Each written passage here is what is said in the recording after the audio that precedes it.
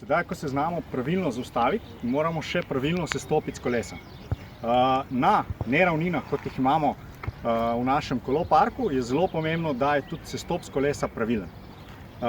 Važno je, da se pred sestopom zaustavimo, da pomaknemo naše težišče nazaj nad zadnje kolo in se stopimo za pedala.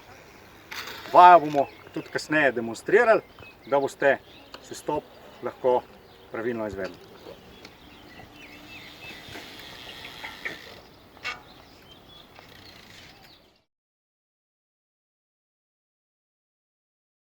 Z ustavljanjem se iz osnovnega položaja pomaknemo naše težišče nazaj in navzdol.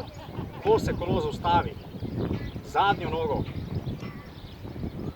stopimo na tla, za pedala in kolo ujamemo, primemo za gumo ali za sedež.